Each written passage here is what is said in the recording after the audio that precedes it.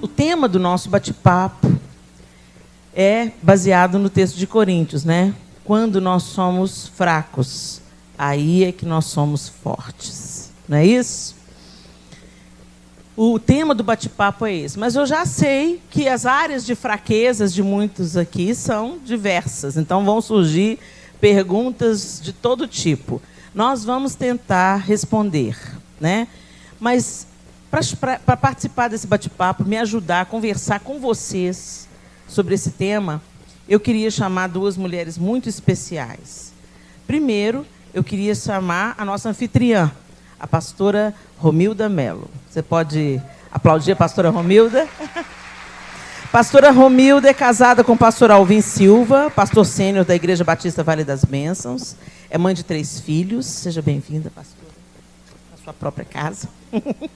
É mãe de 3 filhos, é vovó de 2 netinhos preciosos. Ninguém fala, né, gente, que ela já é vovó. Serve a Jesus como pastora de área de célula desta igreja e é líder do Ministério de Mulheres da Igreja Batista Vale das Bênçãos, que tem como objetivo reposicionar, preparar e equipar mulheres para ser a resposta que esse mundo precisa. Amém. Glória a Deus. Obrigada, pastora Romilda, por abrir as portas dessa casa, por nos receber e por dizer sim ao Senhor para aquilo que Ele te convocou para fazer. Como você lida com mulheres e você tem esse propósito no seu coração de reposicionar, de preparar e de fazer cada mulher ser enviada como uma flecha assim, para ela cumprir o seu objetivo, o seu propósito, você é nossa convidada aqui e eu sei que a sua presença vai nos acrescentar muitíssimo. Amém. A nossa segunda convidada é uma psicóloga, Sâmia Mendonça. Cadê a Sâmia? Por favor, Sâmia, pode aplaudir a Sâmia. A Sâmia é casada, graduada em psicologia e pós-graduada em terapia familiar. Atua na área de políticas públicas da assistência social há 2 anos e na psicologia clínica há 3 anos, na IBVB. Faz parte da rede de casais e da rede de mulheres. Seja bem-vinda, viu, Sâmia? Que bom que você está aqui com a gente. Obrigada. Dizem que a psicologia é a profissão do milênio, né? Porque todo mundo está precisando de dar uma estruturada na vida, sim, né? Então, nós acreditamos na psicologia como uma ferramenta, né? A psicologia, a psiquiatria, tá, gente? Nós somos as mulheres de fé que não nega a ferramenta que Deus entregou para os seres humanos, né? Eu acho que Deus sabia a confusão que a gente ia fazer com as nossas próprias mãos e Ele já capacitou homens e mulheres para nos ajudarem nesses processos tão difíceis que às vezes a gente vivencia, né?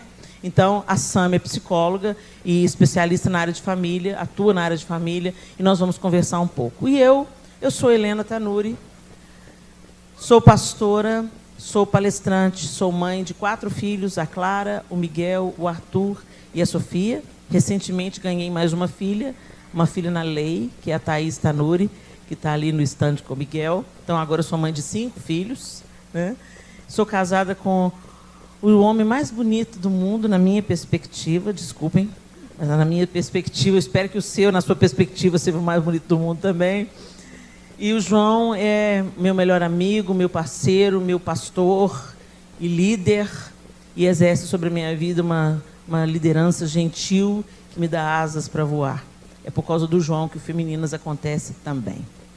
Então, esse ano, com a graça de Jesus, nós vamos completar 30 anos de casados e a gente acredita na restauração da mulher, na restauração da família, e é uma honra estar aqui com vocês. Amém? Glória a Deus. Então, obrigado, Humberto. Já está aqui, gente, já tem pergunta aqui. Olha que equipe eficiente, né? Eles me empurram, eles falam para chegar para lá, chegar para cá. Mas olha aqui, já as perguntas, muitas perguntas já chegaram a nós aqui. Mas antes de começar a trazer vocês para essa conversa, eu quero perguntar para a Sâmia e para a pastora, baseado no texto que o apóstolo Paulo diz, quando eu sou fraco, aí é que sou forte, né? Vamos ler o texto só para você você ficar bem contextualizada, você que está nos visitando, às vezes você não é cristã evangélica, ou você não está se lembrando bem desse texto, não tem problema nenhum. Nós vamos refrescar a sua memória. Espera aí. Portanto, tá, o texto está em 2 Coríntios 12, que diz assim, o apóstolo Paulo dizendo, portanto, eu me gloriarei ainda mais alegremente em minhas fraquezas, para que o poder de Cristo repouse em mim. Por isso, por amor de Cristo, regozijo-me nas fraquezas, nos insultos, nas necessidades, nas perseguições, nas angústias, pois quando sou fraco, é que sou forte. O que isso significa para vocês? O que vocês acham que o apóstolo Paulo estava querendo dizer com isso? Na perspectiva de vocês duas, ele fala, eu me regozijo nas fraquezas, eu me regozijo nas necessidades, porque quando eu sou fraco, aí é que sou forte. O que vocês acham que o apóstolo Paulo estava querendo dizer com isso? Bom, né, naquilo que eu entendo, naquilo que eu percebo, todos nós temos fragilidades. E, às vezes, a gente quer esconder as nossas fragilidades. A gente quer esconder os nossos erros. E quando Paulo fala, mas aonde eu quero me alegrar, é através das nossas fraquezas, das nossas fragilidades, é que nós vemos o quão nós somos humanos, o como nós somos limitados.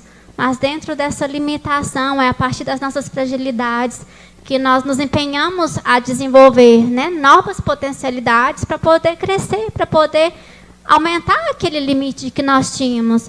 Então, talvez, se não houvessem, né, as fragilidades no nosso dia a dia, nós ficaríamos tão limitadas naquilo, né, que a gente faria todos os dias, mas através, né, daquilo que nos depara no nosso dia a dia, com as fragilidades, ela nos motiva a irmos além, a avançarmos e a desenvolvermos, né, as nossas potencialidades, aquilo que está dentro de nós e que muitas vezes nós não reconhecemos, mas nós reconhecemos a nossa força. É naquele momento que a gente está mais frágil. É ali que a gente começa a perceber o quão que nós somos fortes e o quão que nós podemos, né, nos fortalecermos e fortalecermos juntas ainda, né, como uma igreja, como uma célula, num grupo de amigas, para poder estarmos, né, juntas e superarmos aquela fragilidade. Tem alguma coisa a acrescentar, pastora? Primeiro, boa tarde, mulheres. Tá linda essa igreja hoje, hein? Nossa! Cheio de mulheres bonitas, cheirosas, né, para o Senhor. Fico muito feliz com a presença de vocês, viu? É uma alegria. Eu falo que é um sonho de Deus. E quando eu vi essa igreja, para ser sincera, me deu vontade de chorar, porque esse é o sonho do meu coração. Ver essa igreja cheia, né, de mulheres, e principalmente cheia de mulheres, cheia da presença de Deus. Amém? Então, pastora, eu tenho aprendido com o Senhor, né? Eu falo assim que a minha formação é a minha vida. É os momentos, né? Essa é a minha formação.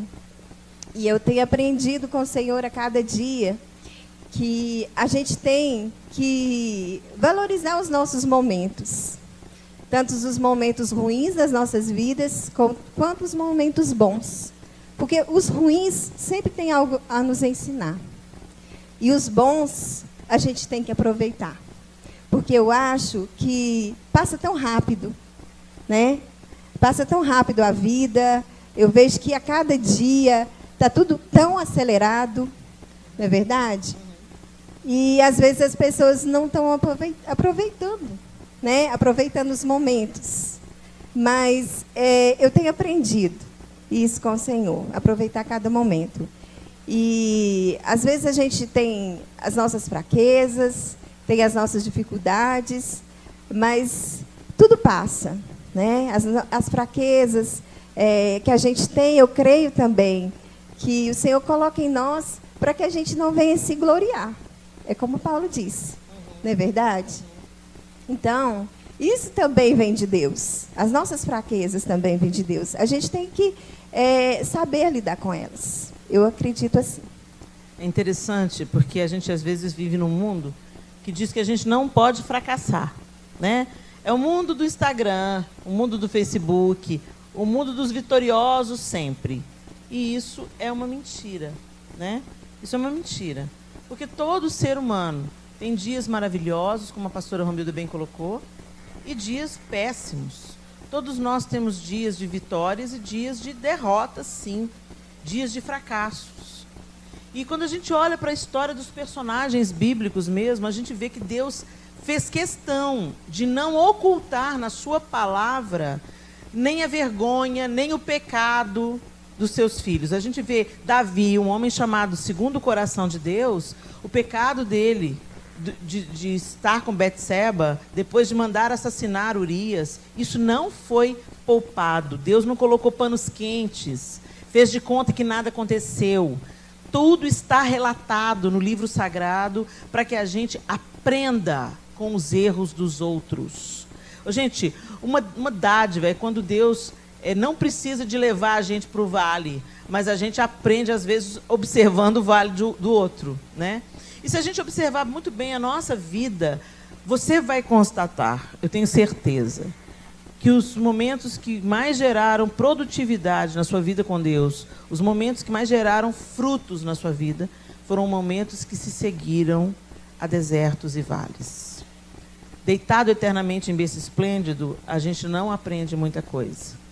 Mas quando a gente atravessa um vale, quando acontece uma necessidade, uma falta, uma perda, meu Deus, é terrível, ninguém gosta de passar por isso. Mas como nós somos aperfeiçoados no momento difícil. Por isso que a palavra de Deus diz que há mais sabedoria e ganho na casa onde há luto do que na casa onde há festa. Quando a gente está tudo bem, a gente nem lembra que Deus existe muitas vezes. A gente não se lembra de agradecer. E é tão interessante você falar isso, pastora Romilda, de aproveita quando as coisas boas, porque tem tantas coisas boas no nosso dia, mas a gente nem enxerga, de tão mal acostumado que a gente está, né? Foca nas coisas ruins, né? Foca nas coisas ruins e as boas passa batido. E as boas passam. Né? Respira fundo aí. De novo, enche o pulmão de ar e solta. Agora, percebe como é que você ficou mais alerta? Assim, como é que deu um reinício? Respirar fundo faz oxigenar o cérebro e reorganiza as ideias. Então, quando a gente fala respira fundo, é literal. Respira fundo. Respira fundo umas 3 vezes. E parece que tudo entra no eixo, assim, você se acalma de novo para tomar decisões e para ver com outros olhos. Quanta gente não pode fazer esse simples movimento hoje? Quantas pessoas estão agora numa UTI com os pulmões sendo supridos pelo oxigênio artificial? Que dádiva é você estar aqui? Que dádiva é você poder respirar? A gente tem que ter um outro olhar sobre a benevolência do Senhor, que todos os dias está sobre nós e nós nem percebemos. Vamos lá para as perguntas. A Bíblia diz que a mulher santifica o marido, não é mesmo?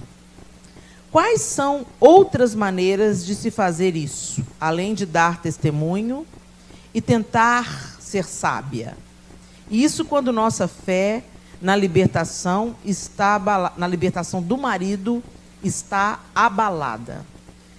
Tem essa pergunta que fala sobre o marido, sobre a mulher edificar o marido. Tem outra pergunta aqui que fala, eu sou convertida, mas o meu esposo não é. Tem outra pergunta que fala que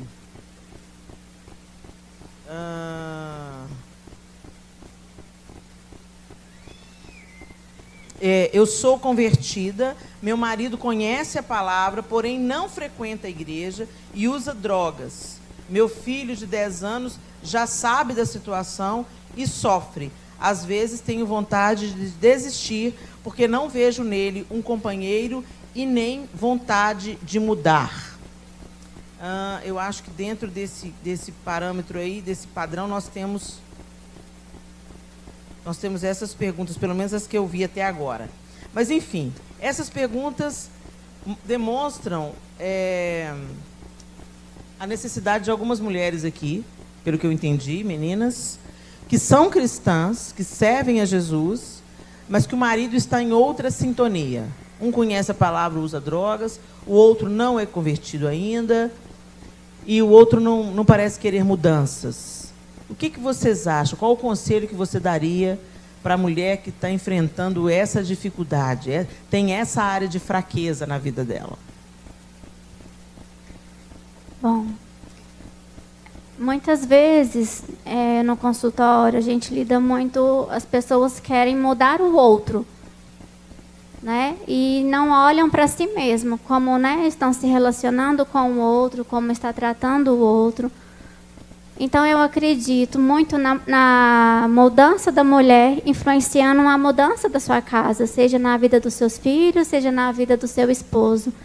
Então, mulher, hoje, né, que você depara com essa situação na sua casa, a forma como você trata o seu esposo, por mais que às vezes a sua vontade é de pegar ele pelo pescoço e esgoelar, mas a forma como você trata ele com carinho, a forma como você serve ele, vai fazer com que ele comece a refletir sobre aqueles comportamentos que ele está tendo.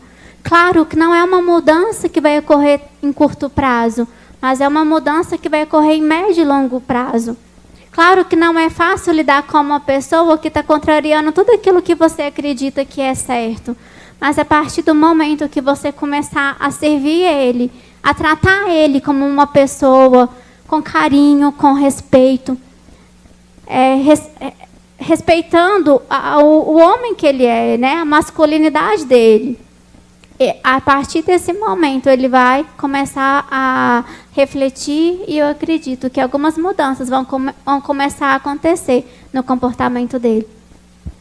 Olha, só de falar disso, eu já abri mais algumas perguntas aqui. Olha que interessante, ainda dentro do mesmo assunto. Meu marido é uma bênção, um homem de Deus, mas muito devagar. A paz que excede todo o entendimento. Preciso que me ajude a lidar, pois sou ligada no 220. E tenho surtos de autoritarismo. Está amarrado. Ela mesma escreveu, está amarrado. Sou muito proativa no reino e em tudo. Porém, meu esposo é mais devagar. Essa é outra. Gostaria de saber como incentivá-lo.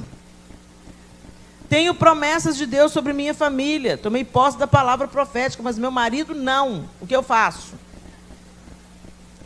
Quando no relacionamento conjugal está abalado entre esposo e filho de outro relacionamento, como superar a pressão dos dois lados? Só Jesus para nos dar força. Bom, essa aqui, vamos colocar essas aqui na mesma categoria dos maridos que não são cristãos ou são devagar. Gente, primeira coisa, você casou porque tinha alguma coisa boa nesse homem, né? Alguém que casou obrigada? Espingarda na cabeça? Não?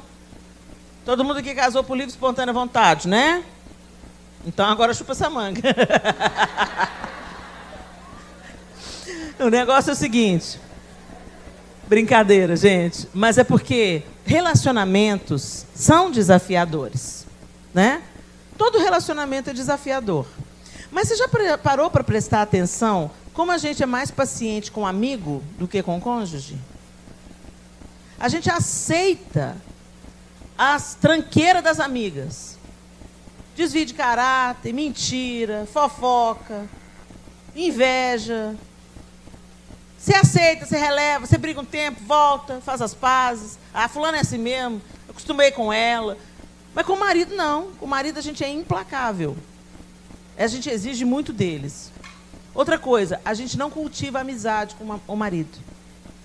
A gente começa a interagir dentro do casamento de acordo com os papéis que cada um desempenha.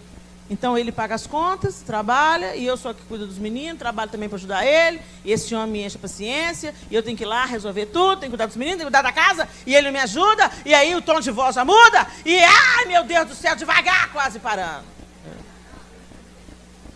Só que eu queria fazer um exercício com vocês. Lembra do dia que vocês se casaram? Se casou, é porque tinha alguma coisa de bom nesse cara. Você já sabia que ele era devagar. Um cara proativo não vira devagar de uma hora para outra. Se ele era proativo e ficou devagar, ele está depressivo. Então ele precisa de ajuda terapêutica e pastoral.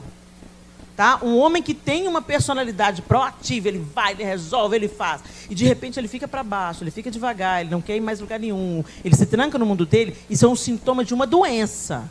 Ele precisa de ajuda pastoral, de ajuda terapêutica. Ok? Então, agora, se ele já teve sempre a personalidade mais quieta, a paz que excede todo entendimento, começa a olhar isso com bons olhos, porque se não fosse assim, ele tinha te matado.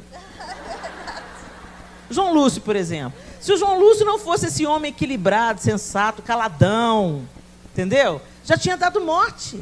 Se fosse outro que competisse poder comigo, eu não estaria aqui ministrando. Entendeu? Então, assim, às vezes a gente foca, mas ele é devagar, mas ele é um bom pai. Ele é um cara tranquilo, ele te dá segurança, ele te apoia nos seus momentos de fragilidade, né? Encontre uma coisa boa nesse homem, pelo amor de Deus, porque você casou com ele. Você falar que não gosta mais dele, você está passando o seu próprio atestado de burrice, uai. Traz a memória, a palavra de Deus diz, traga a memória, eu quero trazer a memória o que me pode dar esperança. O negócio é que a gente põe a lupa em cima do defeito e esquece as qualidades que o cara tem. Né? Busca nesse homem que é devagar, na paz que excede todo entendimento, e fala, olha, graças a Deus, porque é melhor ser casado com um pacificador do que com um homem violento e iracundo. Se você é casado com um pacificador, dê graças por isso. Agora, presta atenção. O cara já tem um temperamento pacífico. Ele já é mais devagar, é o ritmo dele. E você aí vai na frente e toma tudo para você. Você vai, resolve, faz e controla Jezabel. Onde tem uma Jezabel, tem um Acabe, gente. O cara fica acomodadão. Ele tá pagando as contas? Pode pagar. Tá cuidando dos meninos? Pode cuidar. Ele fica acomodado. Então, ok, valoriza a paz dele, valoriza ele ser tranquilo, mas não favoreça a acomodação dele. Não, meu bem, isso aqui é para você cuidar. Não, meu bem, você é o chefe. Empodera esse cara. Você é o chefe dessa casa. Não, meu bem, o que você decide? Não, você é o nosso líder. Vamos lá, campeão, vamos lá. Quando uma mulher quer levantar um cara, ela levanta o cara. Então, às vezes o cara é pacífico, de temperamento pacífico, mas às vezes ele é acuado. Aí você dá uma olhadinha na sua sogra, você entende por que ele é acuado. Aquela mulher mandona, autoritária. E quando você olha para você no espelho, mesmo modelo. Não seja autoritária. Reconheça a autoridade do seu marido. Fala, Sandra. E isso é tão sério, porque muitos homens eles se sentem tão constrangidos quando a mulher, né, é mais autoritária. E às vezes você, mulher, quando passa, né, na frente dele, não é que ele não quer ir, né, mas como ele é um pouquinho mais devagar e você, né, tá atropelando as coisas, você acaba assumindo o lugar dele. E ele se sente frustrado, né, como homem, porque ele quer exercer o papel dele, mas não no seu ritmo, né, no ritmo dele. Então fica a dica aí para todo mundo. E outra coisa. Eu sou casado com um homem que não é crente, Helena. E agora? Bom, se você era crente e casou com outro, sabendo que ele não era crente, agora eu vou dizer com propriedade. Chupa essa manga e dobra o seu joelho. Porque você sabia do risco quando você assumiu. A palavra diz para não colocar em julgo desigual. Não, Helena, mas eu aceitei Jesus depois, Jesus entrou na minha vida depois, eu tive um entendimento, só que ele não veio junto, né? Então, você dobre os seus joelhos e ganhe esse marido pelo seu testemunho e não pelo muito falar. Muitas vezes a gente quer convencer o marido. Deixa eu contar uma coisa. A gente não convence ninguém, gente. A Bíblia diz que quem convence o homem da justiça, do pecado e do juízo é o Espírito Santo de Deus. Você só crê em Jesus porque o Espírito de Deus fez essa obra no seu coração. Não é porque você é melhor do que o seu marido. O dia dele ainda não chegou, mas você pode gerar isso com seus joelhos e com seu testemunho. Mas o seu marido, dentro de uma situação normal, é um cara que não crê. Ore por ele e valorize o que ele tem de bom. Gente, tem um tanto de homem que não é crente, que é mais crente do que homem crente. Vocês estão entendendo o que eu estou querendo dizer? Tem homens que são bons, são leais, deixam você ir na igreja, são carinhosos, são presentes, provê a casa, cuida bem dos filhos. Tem um tanto de qualidade. A mulher vai, mas não é crente, mas não é crente. Você não está preocupado muitas vezes com a salvação dele. Você quer mostrar para as amigas que ele é crente. Você quer andar com o marido debaixo do braço, com a Bíblia debaixo do braço, entrando na igreja, está vendo? Jesus me deu vitória. Sonda a sua motivação. Será que você está realmente preocupada com a salvação do seu marido? Se você está realmente preocupada com a salvação do seu marido, você vai gerar ele nos seus joelhos. Você vai adotar o seu marido em oração, pedindo ao Espírito Santo que convença o seu marido da justiça, do pecado e do juízo. Mas o conselho geral é, ao invés de colocar a lupa no que está ruim, traga à memória as qualidades que esse homem tem. Conte para ele, elogie o seu marido. Tem homens que estão tão para baixo porque você tomou conta de tudo. Você, mulher, onde a gente chega, a gente se espalha. Você vê, estava marcado para chegar aqui, o encontro ia começar às 16 horas. 1h da tarde já tinha mulher aí. Entendeu? A gente não tem tempo ruim com a gente, não. A gente já chega se espalhando. Né? Se é para chegar, chega antecipadamente, já pega, já faz, já acontece. E às vezes a gente sai atropelando os caras. E a gente tem que entender que a gente tem uma função de também ajudar esses homens. A mulher está tão poderosa, que o homem está perdido.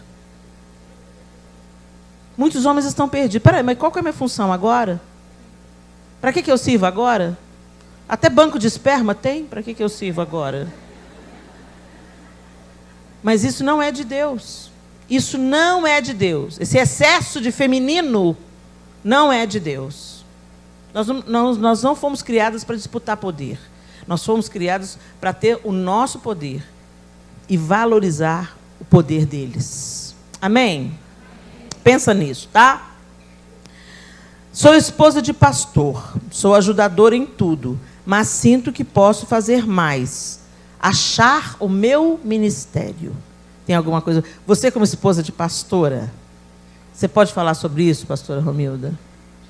Eu acho, né, que as pessoas têm se preocupado tanto em achar o seu ministério e não têm vivido aquilo que Deus tem para elas.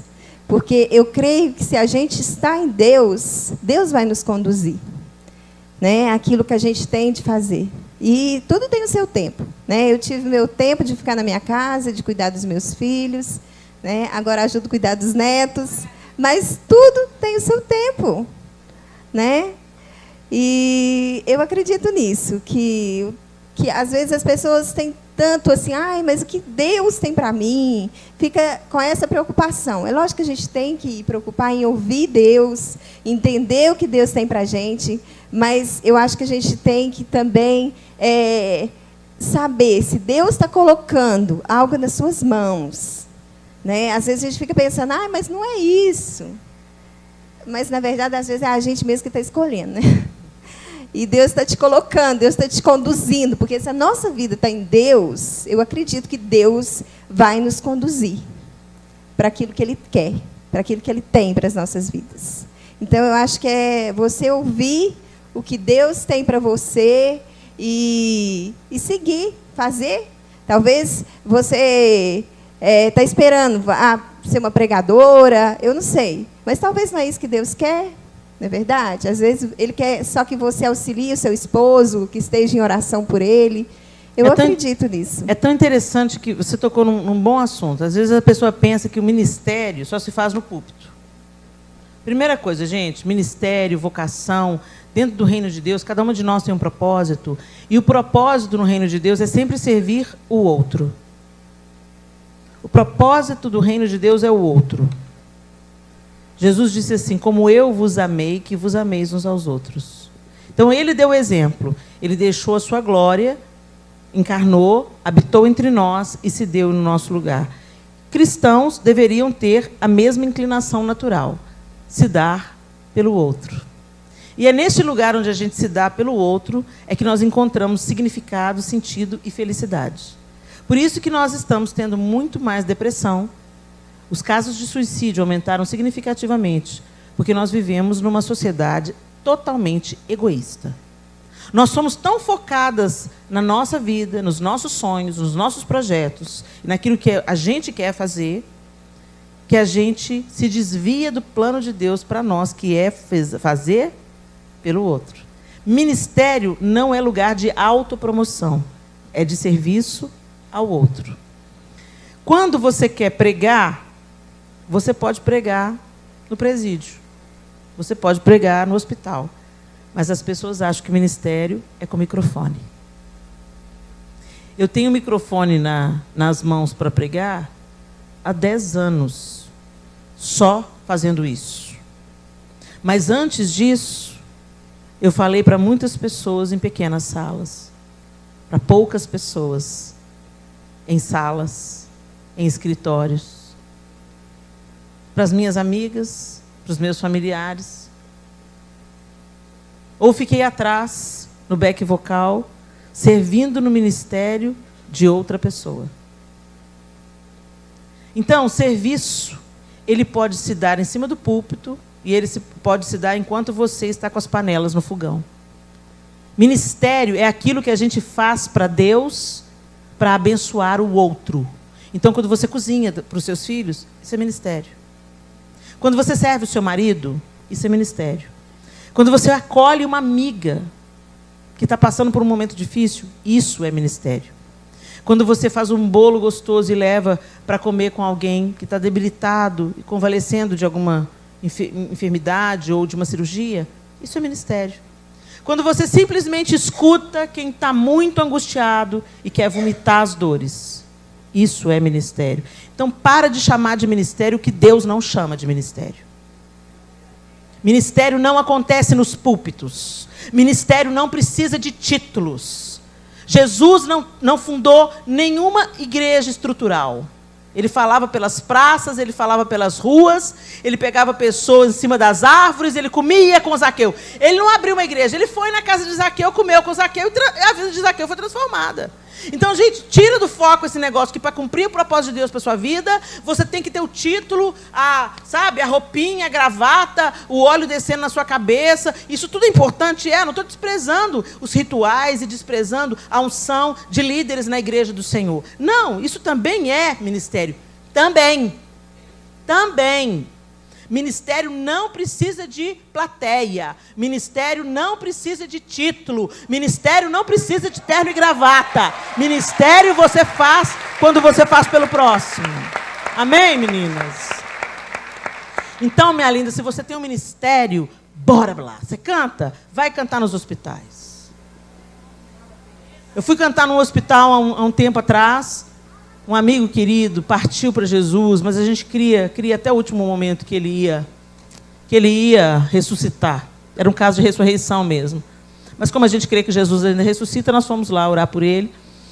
E aí ele começou a trazer umas músicas do Diante do Trono à memória e nós começamos a cantar, eu, ele e o João. Quando a gente pensa que não, gente, o corredor do hospital estava lotado, os doentes vieram dos outros quartos. Há uma carência, uma necessidade de consolo naquela casa chamada hospital, onde todo mundo está fragilizado e com o coração escancarado para o evangelho, mas a gente quer ficar em cima do púlpito aparecendo. Na verdade, você não quer servir coisa nenhuma. Muitas vezes a gente quer curar a nossa autoestima sendo exaltado na terra. Então, vão para os hospitais que você vai ver que você vai experimentar uma alegria que púlpito nenhum, e eu estou dizendo de caso próprio. Eu senti mais alegria naquele dia no quarto do hospital do que eu sinto muitas vezes que eu subo no púlpito. Então entra no lugar que Deus tem para você. Você não precisa de holofote. Você só precisa de estar no lugar que Deus quer que você esteja. Amém?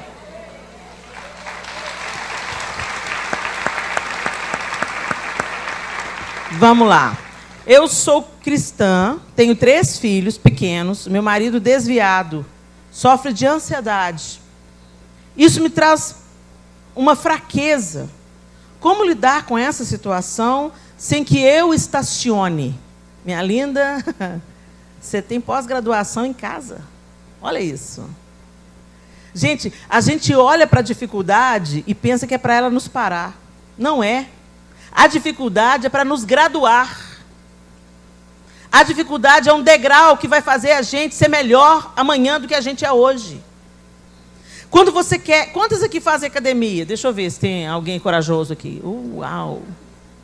Tem algumas aí. Então, vocês vão entender o que eu estou dizendo. Para você fazer o músculo ficar firme ou o músculo crescer, faz exercício, né? Faz musculação, puxa ferro, né? Começa a fazer musculação e aí, no outro dia, você está toda dolorida. O que aconteceu? As fibras daquele músculo arrebentaram. E a cicatrização dessas fibras é que vai criar o fortalecimento do músculo. Vocês estão entendendo? Não é diferente na vida espiritual. São as dificuldades que vão treinando o nosso espírito, vão fortalecendo nossas emoções. Por que hoje, e a Sâmia pode falar isso, talvez, isso com propriedade, Sâmia, me corrija se eu estou falando alguma besteira. Filhos que têm tudo na mão, tudo fácil, que não precisa se esforçar para nada. O que isso gera neles?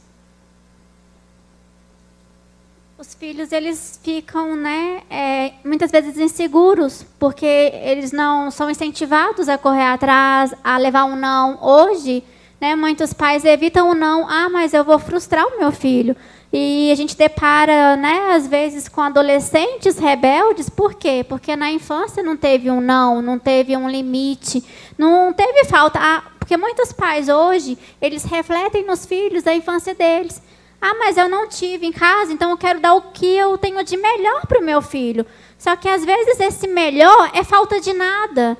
E precisa, no dia a dia, a falta ela é importante, porque é através da falta que nos motiva a correr atrás. Se essa criança não precisa correr atrás de nada, ela vai ficar, né, uma criança insegura, porque quando ela deparar lá fora como uma situação difícil, ou às vezes até mesmo na escolinha com 6 anos de idade, ela não vai saber resolver, mas não vai saber por quê. Porque ela não aprendeu a ser frustrada. E muitas vezes ela vai partir para a agressão. Ah, é meu, eu quero. Por quê? Ela não aprendeu a ser frustrada. Ela sempre teve na mão aquilo que o que ela quis. Presta atenção no que a psicologia está dizendo. Nós precisamos de passar por frustrações. Porque a gente aprende a elaborar e a se reorganizar e a sair disso e ficar mais forte tendo as frustrações. Então, quando a gente... Não, meu filho... Eu falava isso. Eu quero dar para os meus filhos tudo que eu não tive, Senhor. E o Senhor falou comigo assim, por quê? Inclusive, o que você não teve, fez de você quem você é. E a gente está... É aquela história da borboleta. Se você corta o casulo, a borboleta nunca vai voar. Porque o esforço da lagarta para ela romper o casulo é que manda o fluido do corpo dela para as asas e dá força para a borboleta voar. Então, precisa de esforço, precisa de passar o perrengue, sim, gente. Isso está na programação do ser humano. Então, a criança, ela precisa de não, ela precisa de limite. Isso gera frustração, aquela frustração no limite certo, e isso ela vai aprender a elaborar, reorganizar, sair, vencer, se defender quando chegar na escola, sem precisar dar um soco na cara do outro. Então, é muito importante a gente entender. Você está vivendo essa situação na sua casa, uma situação difícil, com seu marido. Seu marido é drogado, seu marido é alcoólatra, seu marido não é crente, seu filho está desviado, seus filhos querem ir para o mundo. Essa situação, a gente quer fugir dela. Ninguém gosta disso. Mas são essas situações que vão nos treinar para a gente atravessar a vida de um outro jeito, ver a vida de um outro jeito e ser facilitadora na vida desses filhos e desse marido. Ser uma intercessora, ser uma conselheira, ser uma amiga. É muito fácil. Ah, minha vida perfeita. Não tem vida perfeita, gente. Cada um tem as suas batalhas. Eu tenho as minhas, a Sâmia as delas, a pastora Romilda as delas. Todos nós temos. Mas essas batalhas, ela têm o potencial de nos aperfeiçoar. Então, se o seu marido tem ansiedade, ajuda esse homem. Busca uma ajuda profissional. Não quero ir no psicólogo. Se ele não quer ir, você pode ir. Olha, eu sou casada com um homem ansioso. Ele se rejeita, ele não aceita ir no psicólogo. Então, eu quero aprender. Como eu posso ajudar o meu marido a lidar com a ansiedade dele? Se coloque como resposta. Aí é o ministério aí, ó. Se coloque como solução na vida de quem tem mais perto. Gente, quando Jesus enviou os discípulos, quando ele falou, vão para Jerusalém que vocês vão ser revestidos pelo Espírito Santo, ele falou, e sereis revestidos de poder, quando descer sobre vós o Espírito Santo, e sereis minhas testemunhas, tanto em Jerusalém, como em toda a Judéia, Samaria e até os confins da terra. Começa em Jerusalém. Jerusalém é a sua casa. Começa a ser uma ministra de Deus na sua casa. Começa a cumprir o ministério na sua casa. Começa a ser uma mulher cheia do Espírito Santo na sua casa. Amém? Sou convertida, amo Jesus, amo a obra, mas não tenho domínio próprio. Tenho gênio difícil. Por mais que eu peça ao Senhor, que o Senhor me molde, eu sou muito geniosa. Deixa eu te falar.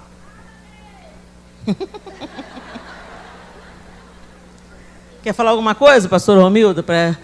Enquanto eu me abano, pastor Romildo. Fala aí para essa pessoa geniosa que não tem domínio próprio, que tem demônio próprio.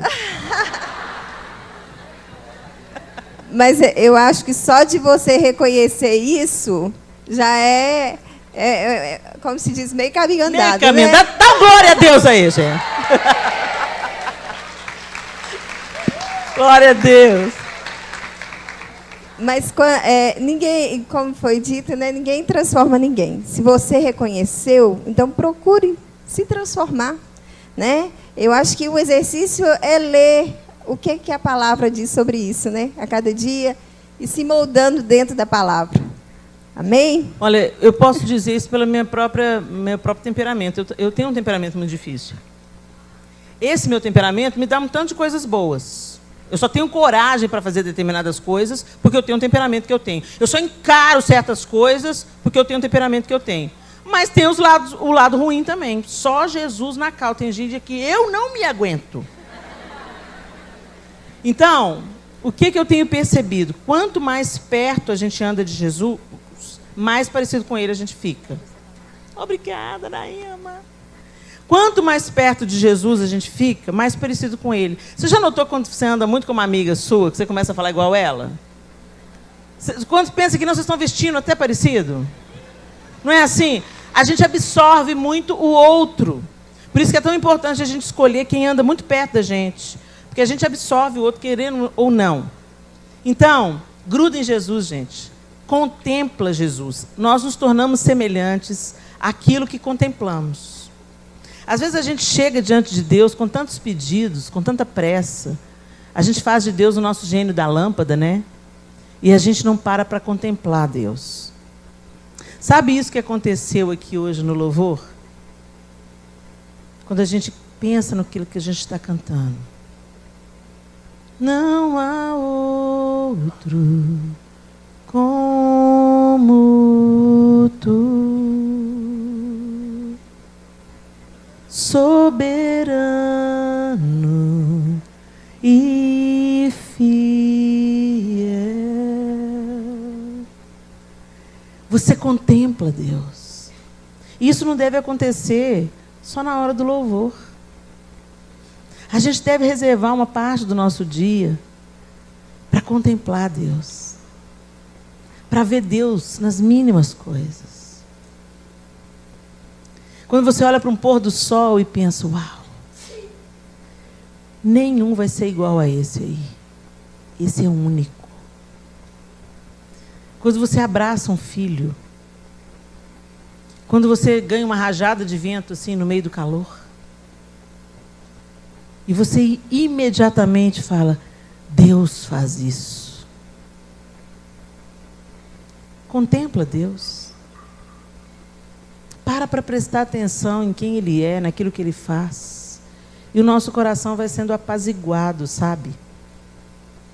Quando a gente investe tempo em conhecer Deus e não apenas em trabalhar para Ele, o nosso temperamento não vai mudar, porque Deus te fez assim com um propósito. mas ele vai ajustar as arestas, né?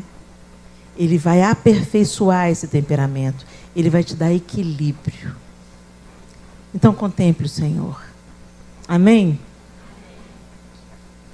Gente, eu recebi uma pergunta aqui.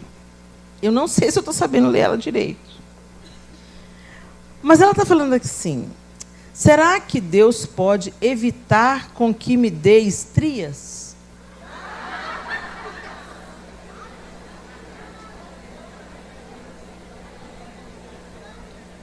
Será que Deus pode me ajudar em jejum? Bom, o que eu penso? Que essa nossa irmã, ela está sofrendo algum tipo de pressão quanto ao corpo dela, quanto à imagem dela. Gente, presta atenção no que eu estou dizendo. Porque ela teve a coragem de se expor. Deus está interessado nisso, Helena? Em outras palavras, ela está dizendo: será que eu posso pedir para Deus para não me dar estria? Será que eu posso pedir para Deus? Será que não é uma heresia eu pedir para Deus para não engordar? Será que eu posso pedir para Deus? Sabe como, gente? Vocês estão me entendendo?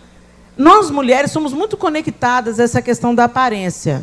Vocês riram dela, mas eu tenho certeza que vocês queriam ter tido a coragem para fazer a pergunta. E parece uma coisa boba. Parece uma coisa superficial, uma coisa banal. Mas não é. Não é a estria que é o problema. O problema é que peso que a nossa imagem tem para quem nós realmente somos. Você pode escolher olhar suas rugas como um desenho horroroso que está tomando o seu rosto e levando a sua alegria. Ou você pode olhar para as suas rugas e pensar: eu ri pra caramba ao longo de toda a minha vida.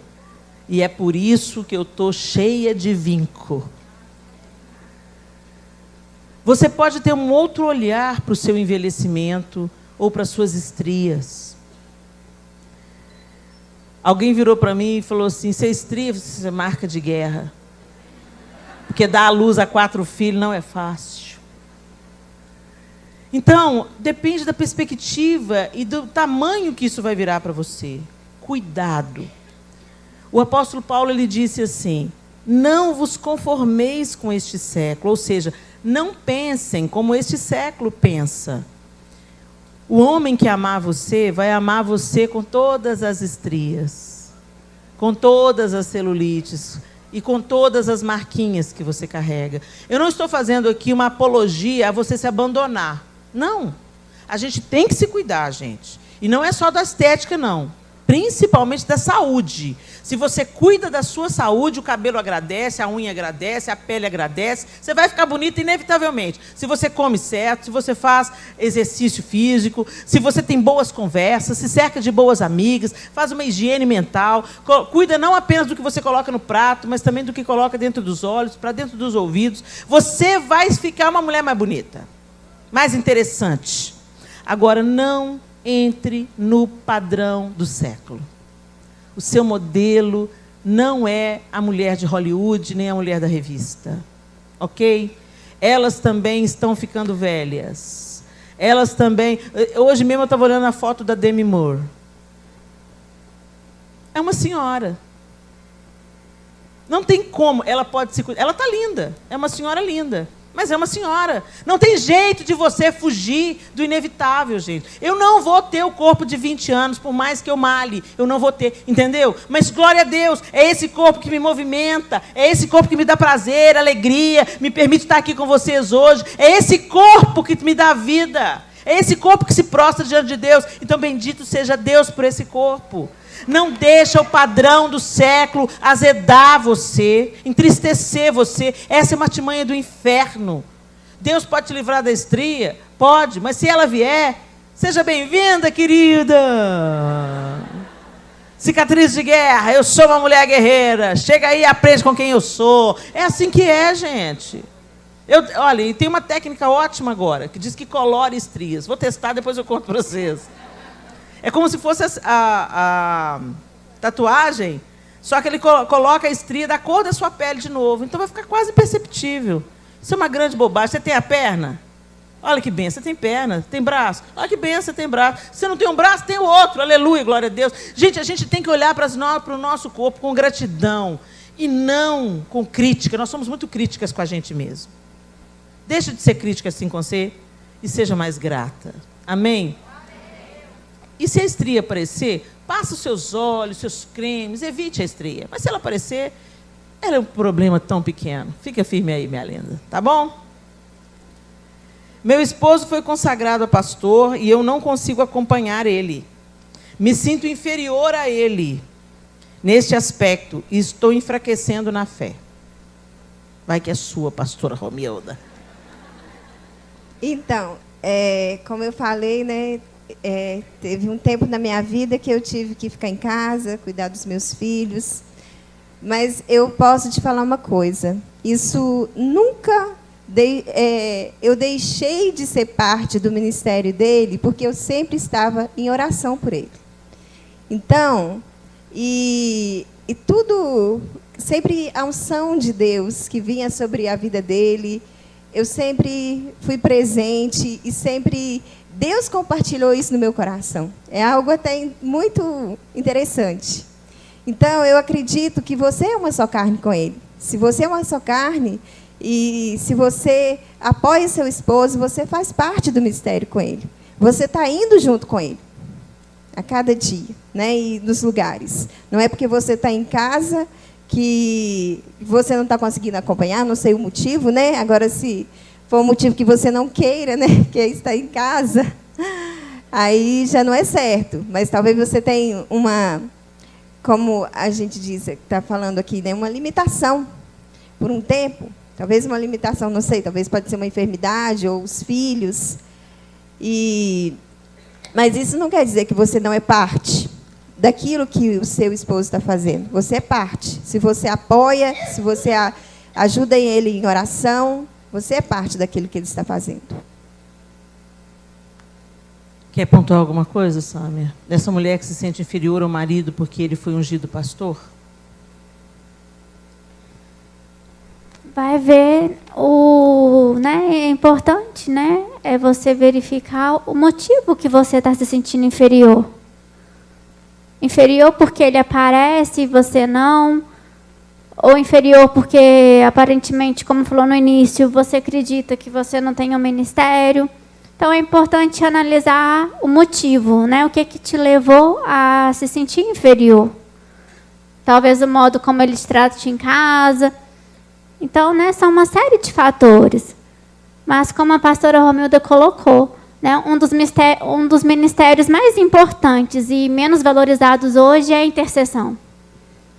E você estando em casa, ou você estando no seu trabalho, e talvez você tenha uma vida secular, e talvez ele está dedicando, né, somente à obra, você não é inferior. E talvez hoje ele está em pé por causa da sua oração, por causa da sua intercessão. Então, se valorize, dê o seu valor. E você vai ver que aparecer num púlpito vai ser tão pouco diante daquilo, né, que Deus tem através da sua vida, no ministério dele.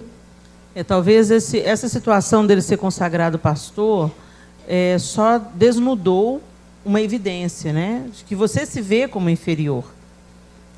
E nós não somos inferiores, gente. A gente tem que se lembrar do decreto de Deus sobre a nossa feminilidade. Quando Deus criou a mulher, ele falou assim, não é bom que o homem esteja só. Então, não é bom que esse pastor que foi ungido esteja só. Far-lhe-ei uma auxiliadora que lhe seja idônea. Auxiliadora, quando Deus diz essa palavra no hebraico, no original, essa palavra é ezer, que significa socorro. E idônea significa apta, capaz, competente e moralmente correta. A palavra que Deus usa para designar a mulher, ezer, é usada para o próprio Deus no Salmo 46.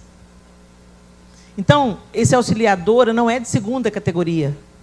É aquela que é socorro, aquela que é solução. Sabe? Socorro bem presente na hora da angústia. Pois é a mesma palavra que define Deus.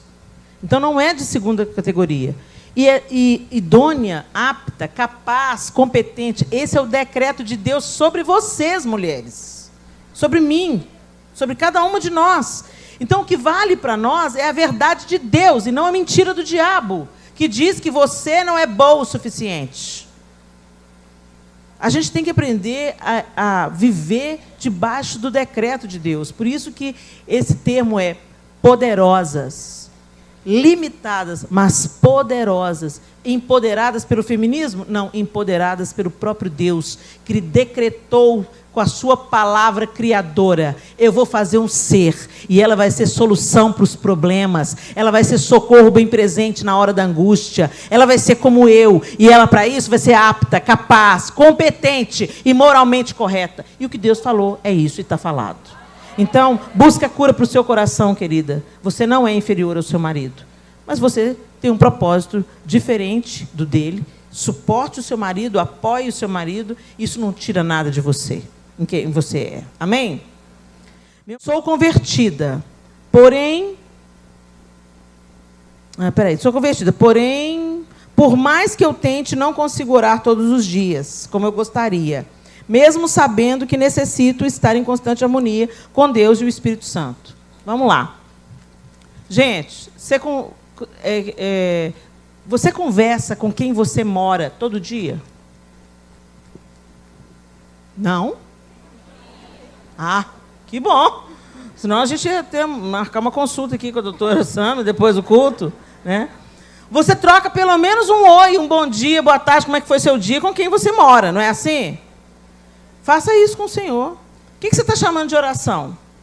Entrar no quarto, fechar a porta, dobrar o joelho, falar, Senhor, amantíssimo Deus, eterno Pai, em cuja presença, Senhor, nos encontramos. Não, eu me encontro. Sabe, às vezes a gente formaliza demais. Esse momento de se entrar no quarto, fechar a porta, é necessário. Mas se você ainda não consegue fazer isso, começa devagar. Oi, Senhor. Abre o olho. Eu faço assim, eu abri o olho. Eu falo, Senhor, bom dia. Obrigada por ter dado vida para eu acordar hoje. Eu acordei, bendito seja o Senhor. As misericórdias do Senhor se renovaram sobre mim essa manhã. Obrigada, Senhor. Enquanto isso, eu estou levantando. Aí eu ponho os pés no chão e falo, Senhor, me ajuda a viver esse dia para a glória do Teu nome. Já faz parte. Eu acordo do lado do João, como é que eu não dou bom dia para ele? A gente tem que parar de ver Deus como um velhinho, assentado no trono, de barba, com um raio numa mão, um cajado na outra. Já orou hoje, fulana? Gente, se você quer intimidade com Deus, trate o Senhor com intimidade. Você não cumprimenta seu marido? Você não conversa com seus filhos? E você não quer conversar com eles para sempre? Quando eu falo para uma mãe assim, você vai ter que orar para o resto da sua vida. Ai, meu Deus! Por que você está desesperada? Você não vai ter que conversar com seu marido para o resto da sua vida? Você não vai ter que conversar com seu filho para o resto da sua vida? Por que não é pesado? E é pesado para o Senhor. Oração é conversa, gente. Conversa com Deus, gente. Fala para Ele, rasga o coração. Pai, hoje, olha, Senhor, vamos bater um papo. Ó, hoje eu não estou boa não, Senhor. Senhor, eu não estou boa, o Senhor já me conhece, né, Senhor? Mas olha, Senhor, eu estou com muita raiva. Deus, eu estou com muita raiva, Pai. Me ajuda aqui, Espírito Santo, que eu estou a fim de matar o fulano, Senhor. É com Ele que você fala. Não é com a amiga, é com Ele.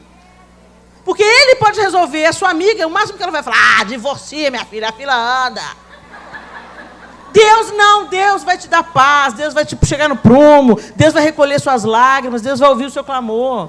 Então fala, e às vezes essa intimidade vai crescendo tanto, e você vai se conectando tanto a Deus, que daqui a pouco você está escorregando da cama, está ficando de joelho, porque você sabe que Ele é tão lindo, tão grande, tão amoroso, que a presença dEle te constrange.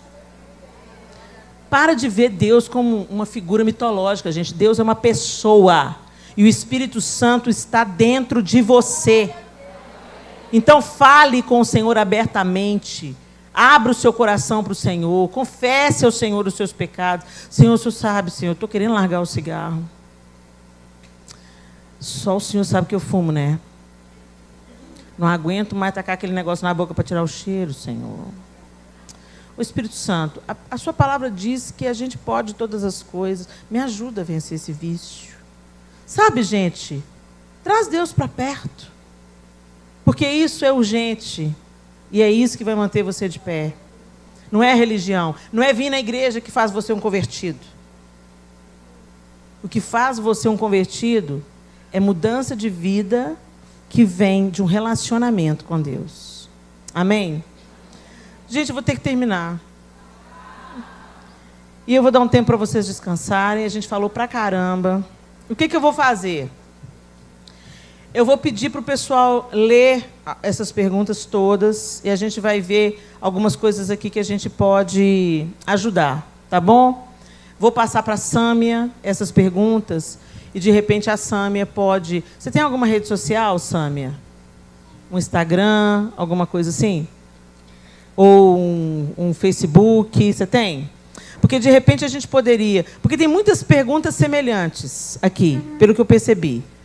Problemas com o marido, maridos devagar, maridos rápidos demais, maridos que traem, maridos que são promovidos, maridos que não valorizam as mulheres, problemas com maridos. Temos também problemas com filhos. Filhos que estão desviados do caminho do Senhor, filhos que estão tendo muita atração pelo mundo, mas não se interessam pela casa do Senhor, né? Temos vários assuntos parecidos. Então, de repente, a gente podia resumir isso em 3 perguntas ou 4 perguntas que englobassem os principais casos, e a Sâmia podia dar respostas no Facebook dela, alguma coisa assim. Pode ser, Sâmia?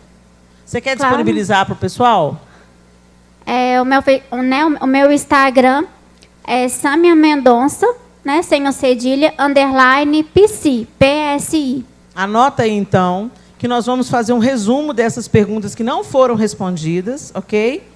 Vamos tentar conectar as mais significativas, as mais importantes. Tem perguntas aqui, por exemplo, que falam sobre o abuso sexual, que é um tema muito importante da gente conversar sobre ele, né?